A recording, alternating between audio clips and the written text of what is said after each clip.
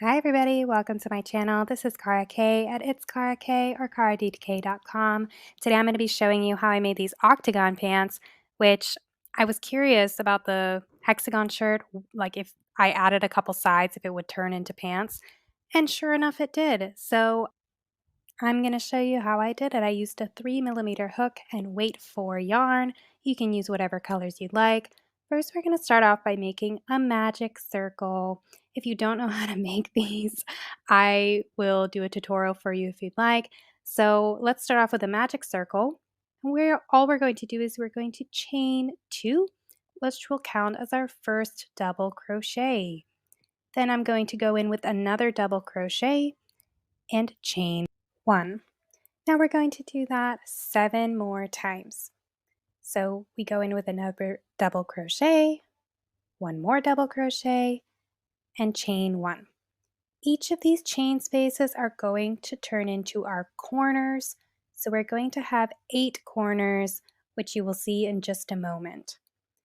I would also like to mention that this pattern is for infants and very small children. I do have another pattern for adults for the Octagon pants, which I will be uploading in a week or 2. I'm busy working on the pattern currently.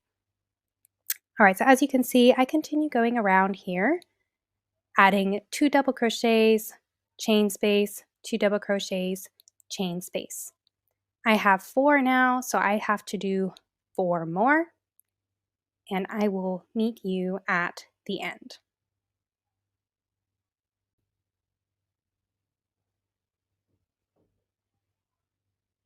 All right, so here we are at the end. I'm gonna tighten this up a little bit, and remember to chain 1 before you slip stitch into that top post. Oh, and by the way, every time you chain 2 at the beginning of a round, it does count as your first double crochet. Right, so now we're just going to do the same thing that we did before, except I'm going to slip stitch into this chain space just so that I have a nice clean start. And I'm going to start on my first corner by chaining 2. Again, this is going to be your first double crochet. Now I'm going to create another double crochet and chain 1. To finish this corner, I'm going to make 2 more double crochets. Now, it's important that you only chain 1 in the corners. When I go into this next corner, I'm not going to chain 1. I'm going to start with my next corner immediately. So as you can see, I go right in to my next corner, double crochet, chain 1, double crochet, double crochet. So you're going to work that all the way around. 2 double crochets in the same chain space, chain 1, 2 more double crochets in the same chain space, all the way around, and you will have 8 corners by the time you reach the end. So now I'm doing a chain 1, another double crochet, another double crochet, and you can already see the corners starting to form. Okay, so we're here now, and we're going to slip stitch into that chain 2 that we started with. And once again, I'm going to move my way or make my way into my first chain space and chain 2 to start off with that corner. So you know the drill, chain 2, double crochet, chain 1, double crochet, double crochet.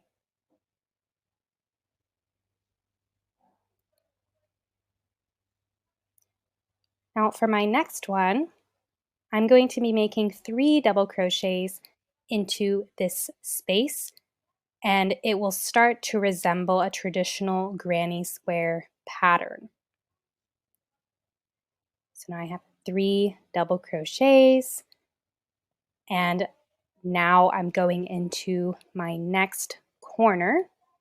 So again, 2 double crochets, chain 1, 2 double crochets. And in each round, you will have more groups of 3 double crochets.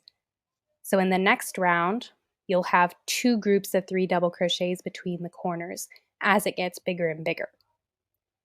All right? So as you can see, I don't chain 1 between the other sets of double crochets. The only time I chain 1 is in the corners.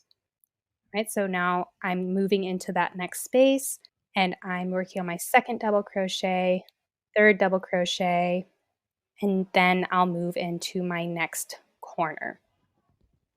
So now we're at the end. We're going to do the same exact thing that we did the last time. I'm going to slip stitch right into the top, and you might have guessed it, I'm going to work my way into my first corner and start off with a chain 2. Now I'm going to make my corner, double crochet, chain 1, double crochet, double crochet. And as I mentioned, we're now going to have 2 sets of 3 double crochets before we're into our next corner. And as I said, you can see that it's resembling a traditional granny square. So we're going to do 3 double crochets here. And then we will do 3 double crochets in the next space. It's not really a space, but it's between the groups of double crochets. You know what I mean. Now in the chain space is going to be our corner, but you are welcome to mark them with a stitch marker just so that you don't miss them. Right, so that's in the corner, 2 double crochet, chain 1, 2 double crochet. And between these groups, I'm going to work 2 sets of 3 double crochets all the way until the end. And now we're going to slip stitch in the top as normal, except I decided at the last moment to change colors here. So if you don't know this method for color change, I have a whole video on it. It's a way that you don't have to weave in the ends. I use a fisherman's knot. I just mark the point where I need the yarn to end, and I keep my fingers on that point and wrap it around the next color to make the first part of my fisherman's knot. As you can see, I keep my finger on that space, right? So I mark the place where the first color should end, and I undo one of the stitches, so it gives me some space to tie it. All right.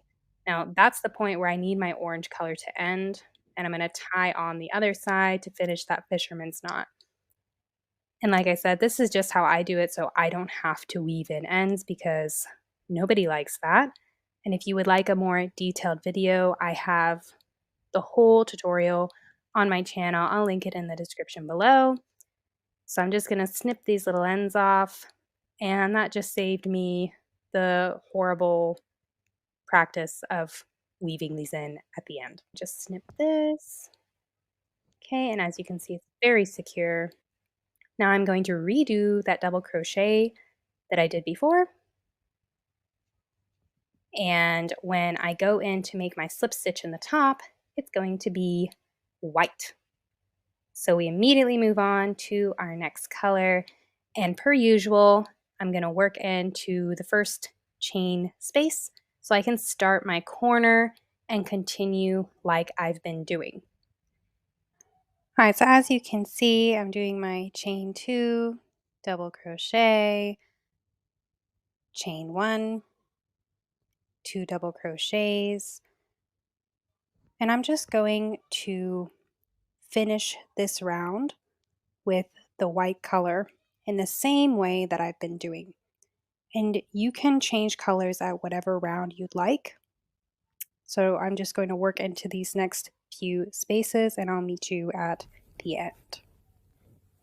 So here we are, and at this point you can see the super cute little pants shape, and I just think it's absolutely adorable. So happy about it. This is the point where I decided to change the color again.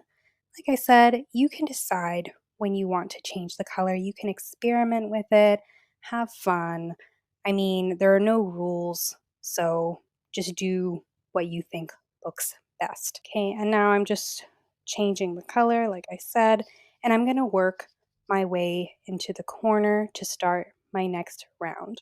So you're going to keep going until you reach your desired size. And on the last round, you're going to leave minimum the last 3 sides because we need to sew them together. I recommend leaving 4 sides, but I'm going to show you how to sew them together. Let's work into the bottom corner and we're going to attach that to the leg. So just as usual, you're going to start your corner, 2 double crochets, chain 1, and now I'm going to grab the other side to start forming my pant leg. All right, so I've got the other corner.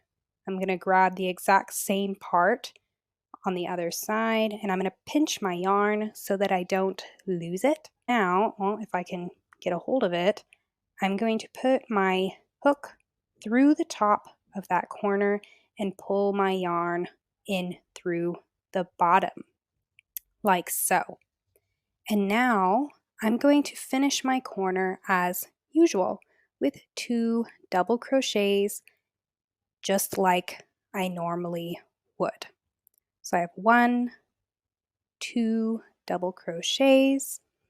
Now I'm going to pinch my yarn again, put my hook in through the top of the second double crochet on the other side, pull my yarn in through the bottom, and I'm going to continue with my next group of double crochets, which is 3.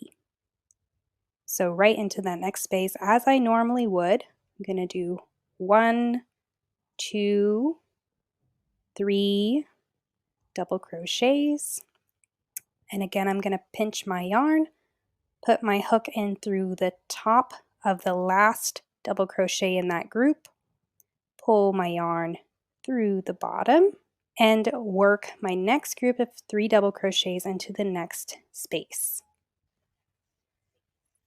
All right, so here I'm gonna pinch my yarn and show you that all of the groups of double crochets are aligning with each other.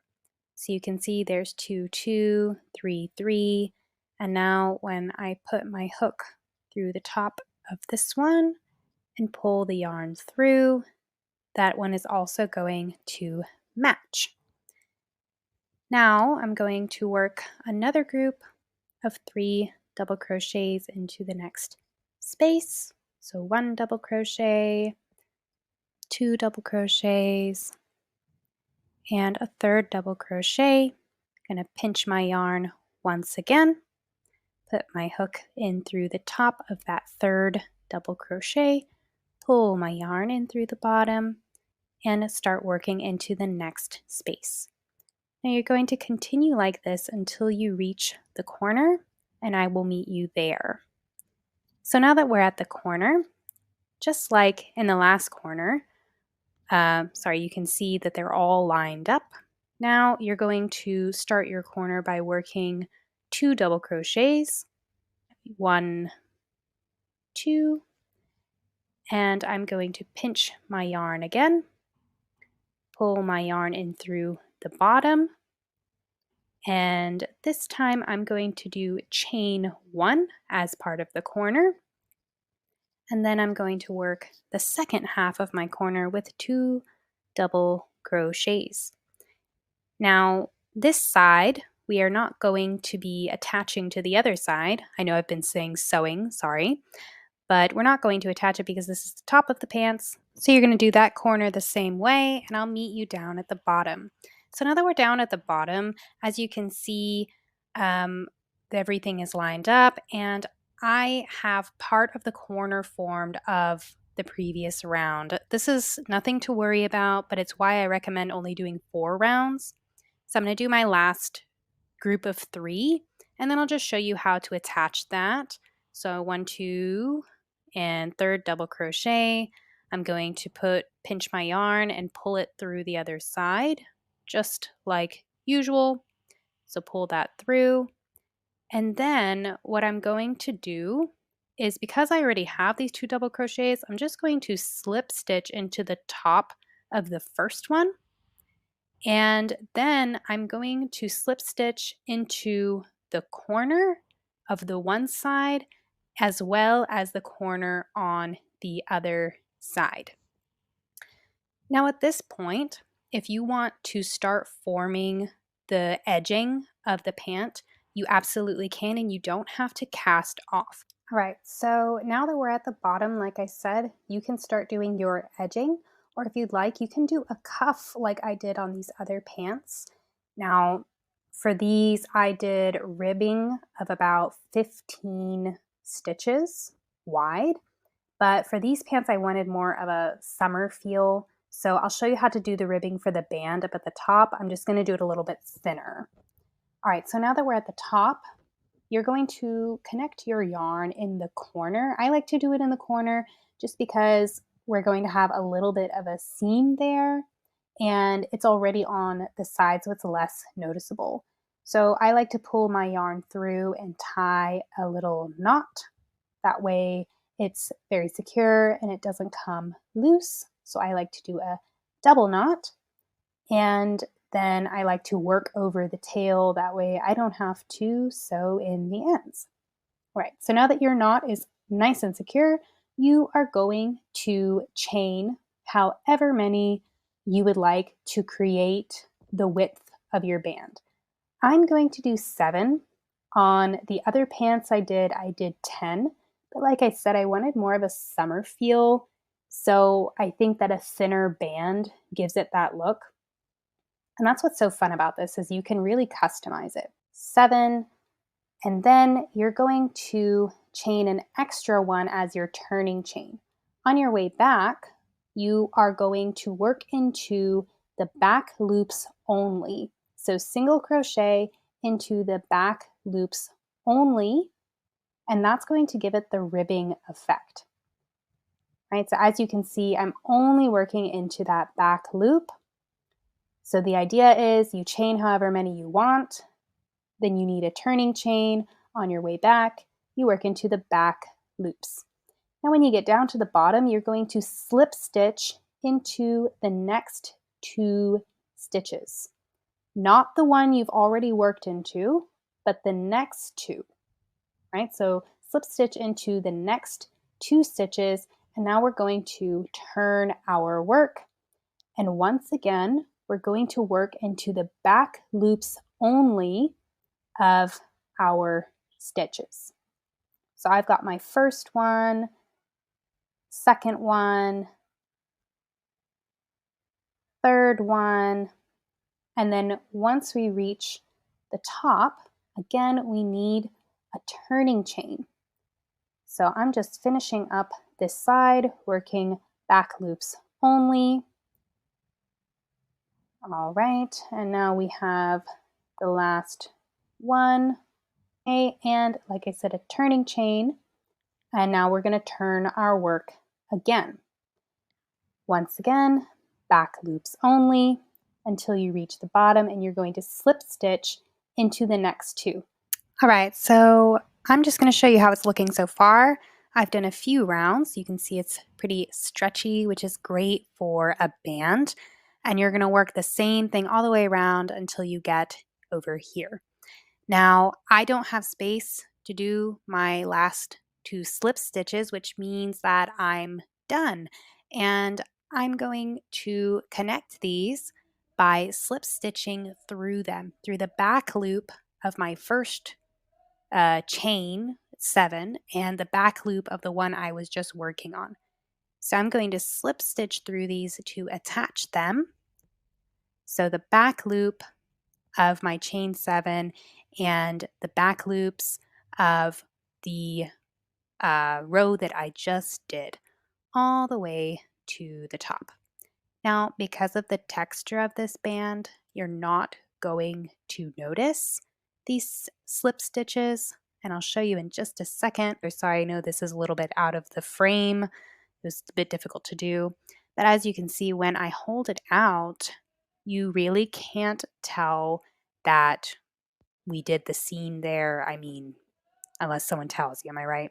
All right, so this is how my gorgeous pants turned out. If you're interested in how I did the little orange lace drawstring and the pockets and the edging, I'll be uploading a video next week. Please like and subscribe. I upload every Monday.